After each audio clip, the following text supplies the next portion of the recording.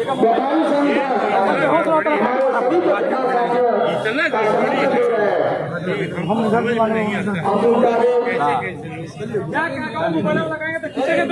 भी तहे दिल से स्वागत अभिनंदन करते हैं। इसी क्रम में भाकपा माले के केंद्रीय समिति हम उनका भी तहे दिल से स्वागत अभिनंदन करते हैं। मैं अपने पत्रकार साथियों से चाहूंगा आप गरीब पर बैठने का काम करें। आपकी लड़ाई है और उस लड़ाई के क्रम में हम आगे भाग लेने का काम करेंगे, आगे चलने का काम करेंगे। साथ देने गति देने के लिए बलिया में आए हुए हैं। यह दिशा कैसी होगी और किस तरह से पत्रकार न्याय की तरफ बढ़ पाएंगे? देखिए, मुद्दा बहुत गंभीर और मुद्दा बलिया स्तर का है नहीं। ये मुद्दा बहुत बड़ा है, मतलब मेरे ख्याल से पूरे यूपी बिहार का तो है ही है। अगर पूरे भारत का ना भी हो तो यूपी बिहार में जिस तरह से नकल करके नौजवान नवयुवतियां अपने इम्तिहान पास कर रहे हैं, ये कोई देश के लिए बहुत शुभ संकेत नहीं है।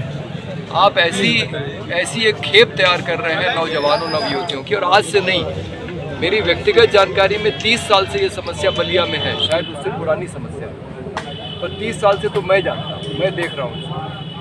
तो ये ऐसी समस्या में हाथ डाल दिया है इन्होंने कि ये मधुमक्खी का छत्ता है।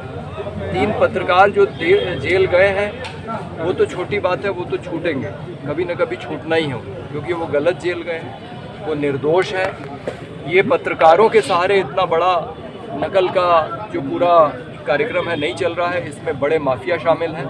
उस माफिया में विद्यालय महाविद्यालय के प्रबंध तंत्र के लोग भी हैं, उसके अलावा लोग हैं और सरकारी अधिकारी भी हैं उसमें। और ये पूरा जो खेल है, ये इस देश में भ्रष्टाचार की जो जननी है, यानी कि यहाँ का जो चुनावी लोकतंत्र है, जिसमें कि चुनाव आयोग द्वारा तय की गई सीमा से ज़्यादा पैसा राजनीतिक दलों को चाहिए चुनाव लड़ने के लिए, बड़े दलों के लिए, वो इसका मूल कारण है।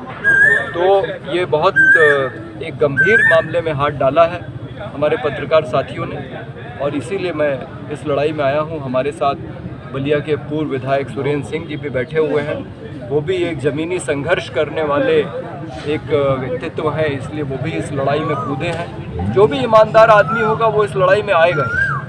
जो भी इस देश के लिए, जिसके मन में जरा सी भी चिंता होगी, जो भी इस देश को चाहता होगा, हम सिर्फ उनकी बात नहीं कर रहे हैं जो कोका कोला का पानी पी के भारत माता की जय के नारे लगाते हैं। जो वास्तव में इस देश से प्रेम करते हैं, कोई नहीं चाहेगा कि नकल करके यहाँ का विद्यार्थी पास हो। नकल रुकनी चाहिए, लेकिन उसके साथ जो भ्रष्टाचार का पूरा खेल जुड़ा हुआ है और चुनावी राजनीति उससे जुड़ी हुई है, हमें उम्मीद नहीं है कि इतनी आसानी से ये होने वाला है। लेकिन हम लोग कोई कसर नहीं इसमें छोड़ने वाले हैं कि ये पूरा नकल का कार्यक्रम ये बंद हो।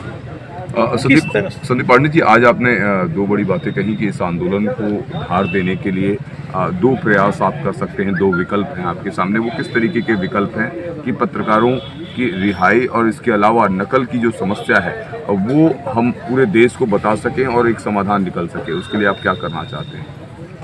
इसके लिए देखिए, हम लोगों ने ये तय किया है कि सरकार पे दबाव बनाना ज़रूरी है। सरकार पे दबाव बनेगा तो जैसे किसान आंदोलन का दबाव बना था, सरकार अपना कदम वापस लेगी। वैसे मुझे सुनने में ये आ रहा है कि दबाव बन गया है, शायद जमानत हो जाएगी पत्रकार साथियों की। अगर नहीं होती है तो हम हफ्ते 10 दिन के अंदर या तो यहाँ से लखनऊ की एक पदयात्रा शुरू करेंगे और राज्य सरकार को घेरेंगे, और नहीं तो यहीं पे एक अनिश्चितकालीन अनशन होगा। और पूर्व विधायक सुरेंद्र सिंह जी ने भी घोषणा कर दी है कि वो जो भी संघर्ष होगा उसमें वो साथ रहेंगे। तो हम लोग इसको एक जन आंदोलन का रूप देने की कोशिश करेंगे और ये उम्मीद करेंगे कि सिर्फ 3 पत्रकार ही न छूटें, बल्कि हमेशा हमेशा के लिए नकल की परंपरा पे रोक। तो क्या आप मानते हैं कि ये पूरा मामला प्रेस की आज़ादी से जुड़ा हुआ है? प्रेस जो चौथा स्तंभ कहा जाता है, उसकी आज़ादी को कहीं ना कहीं दबाने की, रोकने की कोशिश की जा रही है? नहीं, बिल्कुल ये बात सही है। प्रेस की स्वतंत्रता इस देश में 2 बार खतरे में आई है। एक बार जब इंदिरा गांधी ने आपातकाल घोषित किया था, और जब अरुण शौरी ने इंडियन एक्सप्रेस का पूरा पेज काला छापा था, क्योंकि सरकार की अनुमति के बिना आप कोई खबर ही नहीं छाप सकते थे।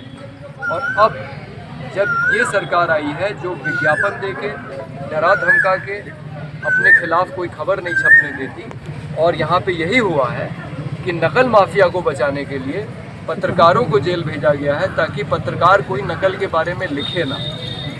तो ये अभिव्यक्ति की स्वतंत्रता को दबाने की बात तो है ही, लेकिन उससे गंभीर बात यह है कि मीडिया लोकतंत्र का चौथा स्तंभ है।